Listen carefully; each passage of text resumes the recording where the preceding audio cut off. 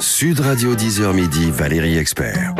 Et les livres, il n'y a pas que la télé dans la vie, les livres avec Gérard Collard qui toute l'année nous a régalé et donné de bons conseils. Gérard Collard qui est avec nous pour vous donner envie de lire.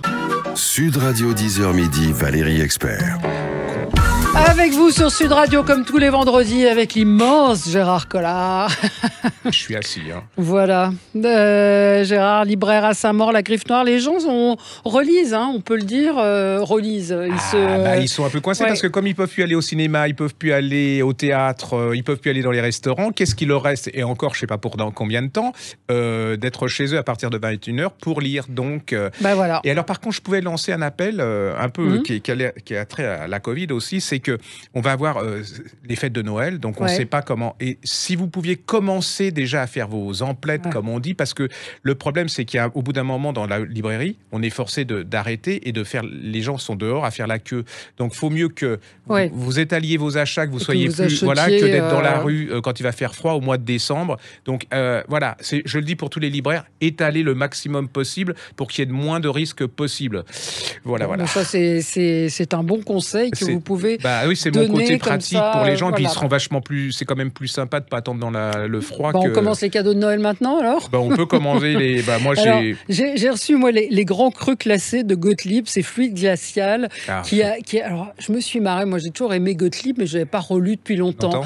Et ils ont eu la bonne idée de republier, de demander à des auteurs de bandes dessinées, dont Zep, de choisir leur extrait préféré de Gottlieb, mais j'ai ri, vous pouvez pas savoir comment. C'est encore actuel, c'est pas du tout démodé. Il y avait une liberté de ton, de dessin qui était formidable. Moi, je crois que ça s'appelle le talent. Oui, ça s'appelle Le Talent. Donc ça s'appelle Les Grands Crus Classés de Gottlieb, c'est chez Fluide Glacial, et donc vous avez la crème de la BD qui a choisi son extrait préféré, sa planche préférée de Gottlieb. Et il y a même Alain Chabat en guest star, figurez-vous. Voilà. J'ai lu entre parenthèses sur votre conseil le livre chez J'ai lu de recettes de cuisine. C'est trop drôle. Alors je l'avais pas lu et c'est vrai que c'est trop. Alors ça sort cette semaine, donc c'est bien, on peut en dire un mot. Stéphane Rose, pour moi, c'est le livre de la rentrée. Si François Bunel nous écoute, on lui conseille d'inviter Stéphane Rose. C'est vraiment... alors là, si vous n'avez pas le moral, c'est vraiment le petit livre c'est plein d'humour et tout. À lire sur toutes les distorsions liées à la gastronomie. Quand les gens cherchent des livres, vous savez, pour les fêtes, à mettre ce qu'on appelle les cadeaux d'assiette, je ne sais plus comment on appelle ça, des petits livres qu'on met comme ça pour les gens qu'on invite, allez-y parce que c'est parfait, ça va les faire sourire. Ça va détendre l'atmosphère, donc surtout qu'on va pas être nombreux puisque maintenant il faut faire des fêtes à 6, donc voilà. Il fait un truc, effectivement, il vous donne, c'est plein de petits, en fait, ça fait penser un peu à Pierre Dac, à ce genre de trucs, donc vous avez des petites, comment je vais dire, pas des citations, mais des mises en situation. Et par exemple, il y a parlé le Top Chef. C'est-à-dire qu'une phrase là, j'ai plus le livre sous les yeux, mais une phrase de Top Chef, traduit, ça veut dire que vous mangez du boudin aux pommes. Et pas. Mais franchement, je l'ai lu, parce que je suis très, très drôle, vraiment. Je suis toujours très méfiant de ce que vous me conseillez. Ça s'appelle le guide de survie gastronomique. Le guide de survie gastronomique à l'usage des obsédés de la bouffe, ce que nous sommes tous un petit peu, enfin en tout cas Gérard et moi, et donc voilà, c'est très très drôle. Alors ça va être les vacances là, donc il faut tenir les enfants quand même, les ados et tout. Et je vous ai trouvé une pure merveille. Les mamies qui cherchent un livre pour Noël, sans être qu'on le mette en haut du placard et qu'on ressort quand elles viennent et tout. C'est Daniel Thierry. Alors Daniel Thierry, c'est une ancienne commissaire qui fait des excellents polars pour adultes. Vient de sortir chez Sirou un livre qui s'appelle Cannibal, qui est fait pour les jeunes, ce qu'on appelle les jeunes adultes, parce que maintenant il ne faut plus dire ados, ça les stigmatise. Donc ça c'est un terme, je supporte plus stigmatisé, je ne peux plus là. Les jeunes adultes. Quand vous me traitez de petit et je suis stigmatisé, donc je pourrais porter plainte. Donc il s'appelle Cannibal et c'est alors à partir de 13 ans. Et moi je l'ai lu, c'est un vrai polar. C'est-à-dire vous êtes c'est un groupe de jeunes. Alors ils sont dans une forêt. C'est une sorte de rêve party, mais pour Halloween. Tout se passe bien. Puis quand ils veulent partir, il en manque 2. Et en même temps, il y a un couple qui est dans sa voiture et tout d'un coup, il voit arriver une jeune femme, elle a 15-16 ans, qui se jette presque sous leur voiture. Et là va commencer un polar absolument d'enfer. Cette jeune fille, en fait, elle fait partie des deux qui sont manquants. Et elle est manipulatrice. Mais Valérie, c'est un chef-d'œuvre. C'est-à-dire que vous la voyez agir.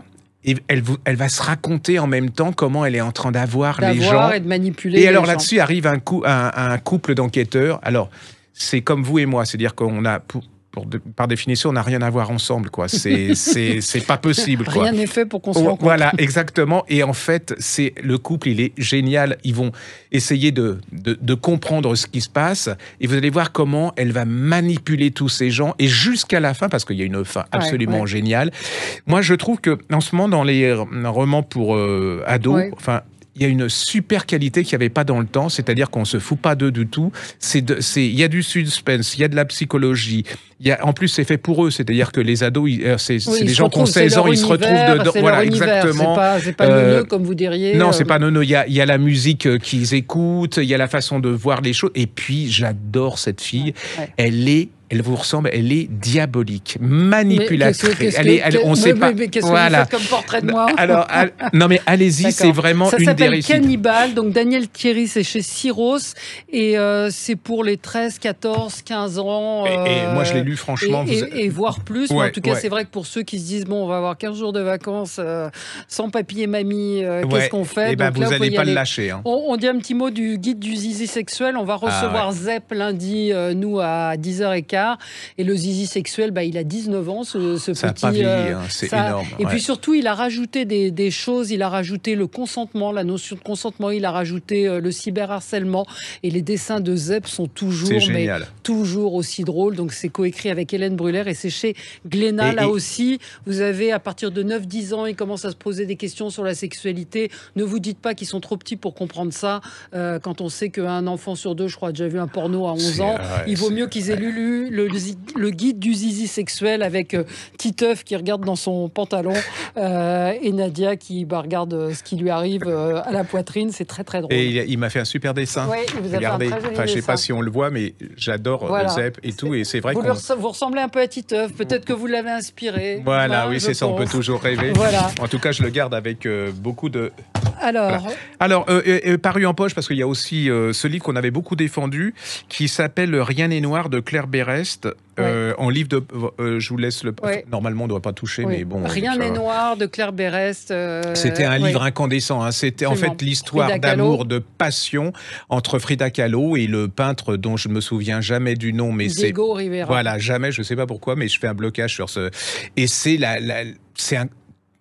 deux êtres comme ça, et cette femme extraordinaire, c'est-à-dire qu'elle est libre en avance moderne, c'est-à-dire que c'est pas lui qui va la choisir, c'est elle, jeune fille, pas connue et tout, peintre, hein, mais qui est inconnue et qui décide, je le veux lui, et elle va le voir, et c'est absolument incroyable. Avec une relation qui est compliquée, hein, et puis elle est un peu... Et puis il y a de l'accident, c'est-à-dire que vous allez voir comment elle va avoir cet accident et que sa vie va complètement se transformer. C'est le Mexique, c'est les États-Unis aussi, parce qu'ils vont émigrer aux États-Unis. Ils vont à Détroit. Voilà, mais il est communiste, donc ça va pas bien se passer. C'est vraiment, c'était paru l'année dernière ou il y a 2 ans. Pour moi, ça a été un choc. Ça avait très bien marché, très très très beau livre, très très bien écrit. Et puis ça change de ces espèces de livres qui sont marshmallow là. C'est toujours la même chose. C'est toujours dans le bon. Voilà, là, c'est une passion, incroyable. C'est une passion destructrice, violente, personnage torturé. C'est le génie, hein, c'est deux génies qui s'en prennent l'un à l'autre tout en s'aimant passionnément. Allez-y, ne passez pas. La couverture, je suis un peu. Bon, on la voit, c'est déjà quelque chose. Et donc tout. ça vaut pas cher, hein, ça vaut 7 €. Claire Berest, Rien n'est noir, c'était en collection. C'est dans le livre de poche. Quoi d'autre? Il y a un livre qui est paru chez Gallimard, hein, qui s'appelle Puzzi de Thomas Negaroff. Et c'est l'histoire d'un personnage qu'on avait vu apparaître dans un film qui s'appelait Hitler, et qui est un personnage absolument incroyable, qui est le fils d'un grand marchand d'art allemand. Hein. Il va vivre aux États-Unis avec ce père. Il est toujours... il est très, comment dire, par rapport à son frère, son grand frère, il est complexé. Et il va... alors, il est musicien, il aime beaucoup la musique, il est très littéraire, très intellectuel. Et puis, il va tomber complètement fasciné par Hitler. Et il y a une espèce de relation Hitler... C'est ça que j'ai... Il y a beaucoup de gens qui parlent de la fascination d'Hitler quand on le voit actuellement, où se disent comment on peut être fasciné avec ce petit bonhomme à la moustache et tout. Et c'était beaucoup plus complexe qu'on le pensait. Et Hitler va l'utiliser parce qu'il connaît beaucoup de gens aux États-Unis. Il va essayer de faire une chose, c'est-à-dire d'accommoder la politique américaine et la politique nazie. Ça va pas marcher. Vous êtes complètement dans le régime nazi avec comment Hitler utilisait les gens. Hein. Mais alors, ce qui est extraordinaire, c'est qu'il va partir avec sa femme, il va partir et il va devenir conseiller de Roosevelt. C'est-à-dire que Roosevelt va s'en servir pour essayer de déterminer la psychologie, la manière dont fonctionne le régime nazi et Hitler. C'est hyper bien fait, c'est-à-dire que vous replongez, alors c'est à la fois très psychologique, voilà, on rentre dans la tête de ces deux personnages, et puis vous rentrez aussi dans la tête du régime nazi, hein, comment c'était des cons, enfin, c'est la preuve que l'intelligence n'est pas forcément gagnante, et puis ce type, il est très troublant, hein, il est très ambivalent, il va pas être jugé, hein, il va continuer à vivre aux États-Unis jusqu'à pas de... Voilà, il va bien vivre, hein, quelque part. Puis alors, Snegarov, c'est quand même quelqu'un qui est sérieux, c'est-à-dire qu'il a fait vraiment des recherches, on sent qu'il a été fasciné par cette... Allez-y, c'est chez Gallimard. Moi, j'ai adoré ce bouquin. Ça s'appelle Puzzi, de Thomas Snegarov, chez Gallimard, dans la collection Blanche. Puisqu'on parle des États-Unis, moi, je vous conseille un livre de Philippe Corbet, qui est le correspondant d'RTL, qui s'appelle Roy Cohn, qui s'intéresse c'est génial. Alors moi, j'avais découvert ce personnage, Roy Cohn. Incroyable. Le sous-titre, c'est l'avocat du diable. Roy Cohn, c'était un avocat qui a été l'un des plus puissants, des plus brillants à New York. Il était conseiller du sénateur McCarthy. C'est un type méchant, corrompu. Gay, mais pas assumé. Absolument, homosexuel, mort du sida en 86. Et c'est celui qui a tout appris à Donald Trump. Alors moi, j'avais vu... Dans Netflix.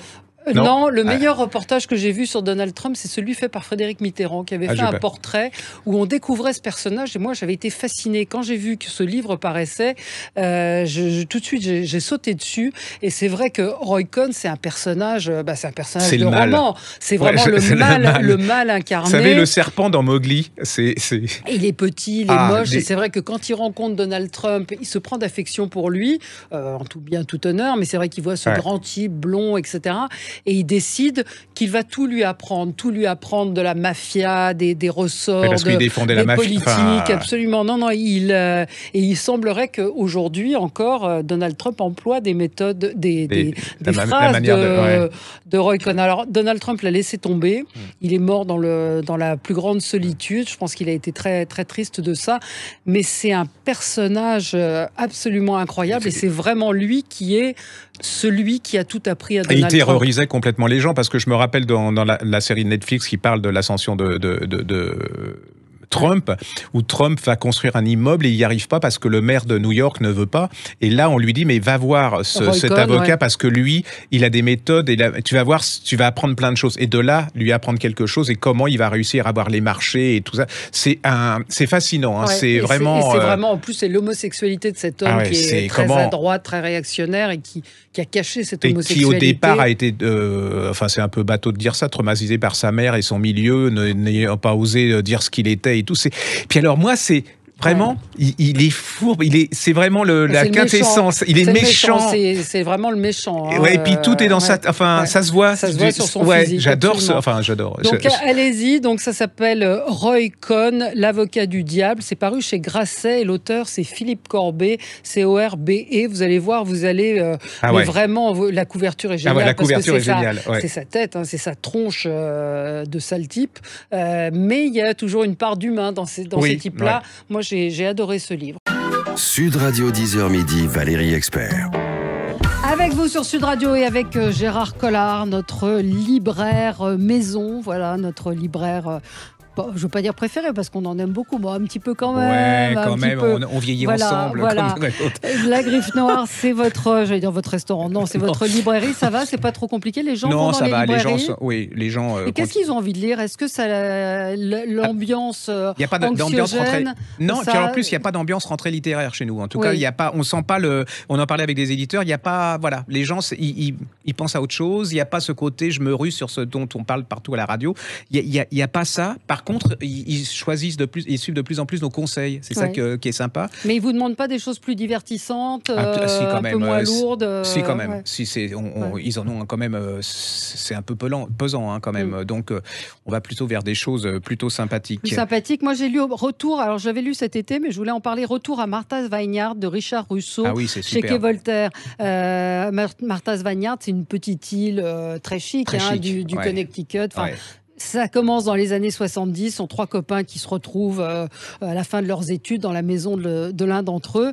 Et on est dans les années 71, donc il y a tout le côté Cat Stevens, Leonard Cohen, voilà, la fumette, la guerre du Vietnam. Enfin, c'est tous les thèmes des années 70, donc ça va vous parler. Et puis, on les retrouve 40 ans après. Ils se retrouvent dans cette maison parce que celui qui en est le propriétaire veut peut-être la vendre. Il se pose des questions, il retrouve ses copains. Et là, c'est l'occasion, oui, j'ai pas dit, de s'interroger sur une jeune fille dont ils ont tous été amoureux et qui a disparu à la fin de leur premier séjour. Et donc, c'est un petit peu thriller, mais c'est surtout de l'amitié. C'est le temps qui passe. Est-ce qu'on a fait les bons choix dans la vie? Ils font un peu le bilan. Ouais. C'est une ambiance. C'est un roman qui est assez envoûtant. On passe du passé au présent. Le narrateur, en fait, c'est chacun des 3 garçons. Et c'est un côté nostalgie, j'aime bien parce que ça raconte. Puis les jeunes qui n'ont pas vécu cette période peuvent pas. Enfin, là, on redécouvre ce que c'était quand même Peace and Love, l'amour, ces espèces de nonchalance côté, comme ça. C'est très idéaliste. Il y a la guerre du Vietnam où ils se sont fait. Incroyable. Retour à Martha's Vineyard et puis. C'est Richard Russo chez Quai Voltaire. On va rester sur la détente. Il y a une dame qui s'appelle Aurélie Tranier. Elle a écrit un livre qui s'appelle Peindre la pluie en couleur aux éditions Belle Étoile. Alors, on a besoin de vous. On est un peu les médecins du Covid. C'est-à-dire que ce bouquin, il est paru avant le Covid. Et il n'a aucune chance. Donc... Alors, c'est l'histoire d'une dame qui est, elle est directrice de crèche. Le problème, c'est qu'elle déteste les enfants. Alors, vraiment, les enfants, elle peut pas, quoi. Elle est administratrice, elle est très bonne avec la relation des parents, mais alors mettre les petites culottes, les chaussures et tout ça, en plus, elle est célibataire. Chez elle, c'est vraiment les patins à l'entrée. Vous voyez, tout est bien. Elle écoute Mozart, tout parfait.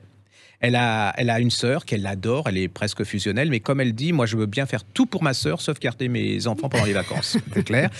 Et puis tout commence comme ça, et puis tout d'un coup, il arrive le drame, c'est-à-dire que cette sœur, elle est mariée à un Allemand, et elle a 2 enfants, et elle va se tuer en voiture avec son mari. Et elle a le temps dans l'ambulance de faire un petit mot s'adressant à sa sœur en disant « c'est à toi d'élever mes enfants ». Et là, pour la sœur, le monde s'effondre parce que elle dit tout, mais pas ça. Et alors commence un truc. Alors comme ça fait un peu lourd. Mais alors il faut que je vous rajoute aussi, c'est qu'il y a un peu de suspense. Enfin, il y a un suspense parce que cette dame, les enfants, ils l'aiment bien, mais ils l'appellent le vampire parce qu'elle sourit jamais. Elle est toute triste. Voilà. Et il appelle le vampire. Donc ils vont se retrouver chez chez leur tante. Et cette femme, elle est complètement désarçonnée. Qu'est-ce que je vais en faire? Comment je les élève? Comment Et alors vous allez voir qu'il y a un suspense parce que vous allez comprendre pourquoi elle sourit jamais. Il y a un secret. Il y a le portrait de la grand-mère qui est extraordinaire. Alors elle habite à Marseille, la grand-mère. Donc vous imaginez, elle est toujours bronzée, elle est un peu forte, elle a des lunettes de soleil. Mon chéri, tu veux ça? Alors il y a la rentrée. Je vous conseille la rentrée scolaire avec la Tati. Là, elle est désespérée parce que la gomme en forme de princesse, le truc, elle peut plus. Et pourquoi elle est devenue institutrice? Pourquoi elle est devenue une directrice de crèche? Parce que c'est le hasard de la vie. Elle est devenue directrice. Parce qu'elle a fait une école d'infirmière. Donc voilà, c'était comme ça. Et alors, c'est une histoire d'amour entre les deux. Parce qu'au début. On imagine qu'il va se passer. Oui, ils vont comme on dit au Québec, je crois qu'on tombe en amour. Voilà, ils vont tomber en amour. Ils vont se charmer les deux. Le gosse, il est insupportable. Il aime le foot, il bouge. Elle a une collection de bonsaïs absolument extraordinaire. Il joue avec sa sœur au foot. Les bonsaïs, ils sont décapités. Il y a la grand-mère qui va essayer d'arranger les choses. Et voilà, vous avez C'est sympa. Je veux dire, vous allez jusqu'au bout. Et puis, vous en prenez quand même plein la tête parce que vous allez découvrir le secret de cette femme. Et que derrière de la légèreté, vous dites qu'il y a un truc beaucoup plus grave derrière. Et vous comprenez pourquoi, entre la mère et la fille, c'était toujours un problème. C'est super agréable à lire. Vous allez passer, ça vous fait vite. Mais il y a du fond, c'est pas. Non, c'est pas du roman pour voilà, c'est pas du la détente pour la détente. Voilà. Et je trouve que c'est pour ça que je vous en parle parce que et puis il y a plein de gens qui n'aiment pas les enfants. Et c'est pas pour ça qu'ils sont immoraux et que c'est des immondes personnages. Et là, et vous allez voir comment ça va évoluer. Les gamins, ils sont trop drôles. La petite fille, elle est trop. Voilà. Et puis moi, je trouve qu'il y a des choses attendissantes. C'est le petit garçon qui écrit à son papa et à sa maman dans un cahier. Il lui explique sa journée. Il lui dit comment est sa tante, comme elle est insupportable, comment. Voilà. Et puis il y a des soirs entre gamins. Allez-y, puis vous allez sauver un super bon... Voilà. Donc ça s'appelle Peindre la pluie en couleurs. L'auteur s'appelle Aurélie Tramier et c'est aux éditions... La Belle Étoile. Alors c'est vrai que si vous êtes Techni-Art, les Inrocks ou les trucs comme ça va vous tomber des mains parce que c'est pas la littérature. C'est agréable à lire. Voilà. Qu'est-ce qu'on lit encore ? Alors là, on tombe dans autre chose. J'éternue pas à cause du Covid, là. Je vais mettre mon masque. C'est le bouquin... Alors là, c'est complètement... Erika Sattler. C'est un choc, ça. Alors, Hervé Bell. Alors ça, c'est l'histoire d'une... Comment dire ?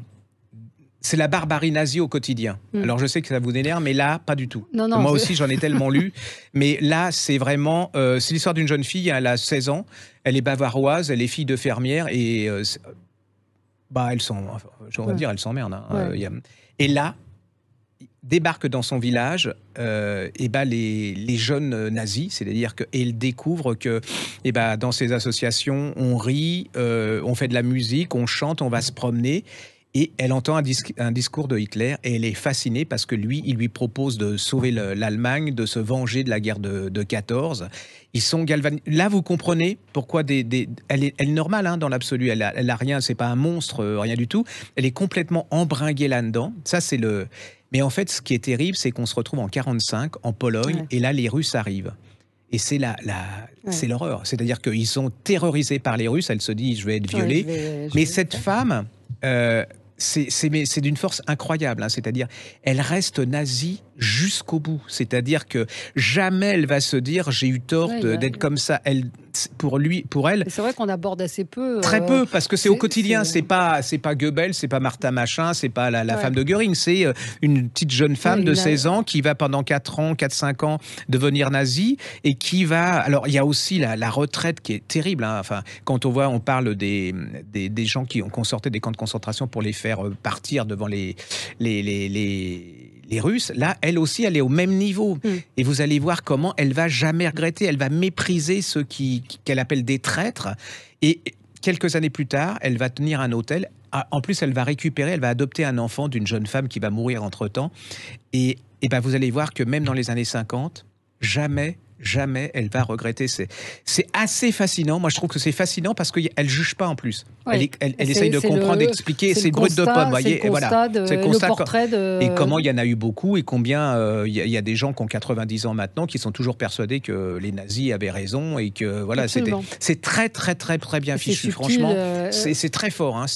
Moi, j'ai la fuite là dans la glace, la neige de cette femme qui est impitoyable avec les autres. C'est vraiment... J'en ai des frissons encore. Erika Sattler. Donc c'est le titre, c'est le nom de cette femme, et l'auteur s'appelle Hervé Bell, B-E-L, et c'est aux éditions Stock. Et puis on reste dans l'histoire. On reste dans l'histoire. Alors j'ai lu ça, c'est Oscar Lalo, La race des orphelins, ça va encore vous faire bondir. C'est chez Bolin, mais il a du talent, donc mais voilà. C'est pas que ça me fait bondir, c'est que je me dis il y a... on reste encore sur des histoires. Mais les gens sont fascinés par ça. C'est-à-dire que moi, j'ai essayé de changer mon rayon histoire. Si vous retirez tout ce qui concerne la Seconde Guerre mondiale... Seconde ou Première Guerre, c'est-à-dire qu'effectivement... Pas la Première Guerre, la Seconde Guerre mondiale. La Première Guerre mondiale fascine beaucoup moins les gens.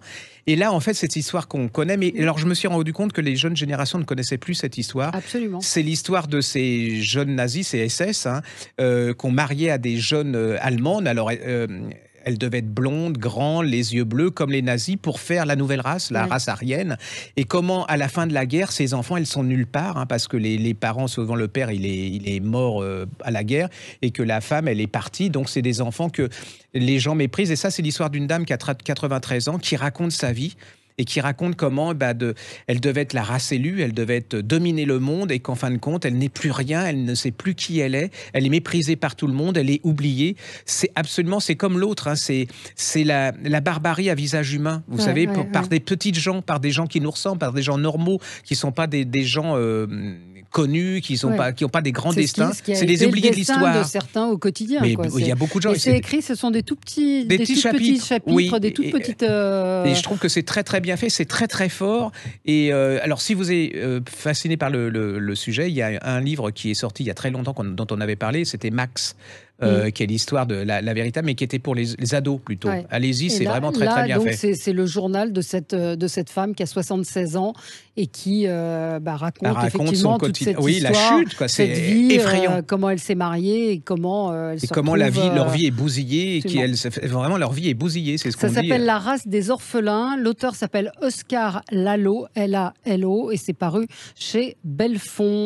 Sud Radio 10h midi, Valérie Expert. Et dans un instant, vous allez retrouver Arthur Delaborde. Très très bon week-end à vous à l'écoute de Sud Radio. On se retrouve lundi. Sud Radio 10h midi, Valérie Expert.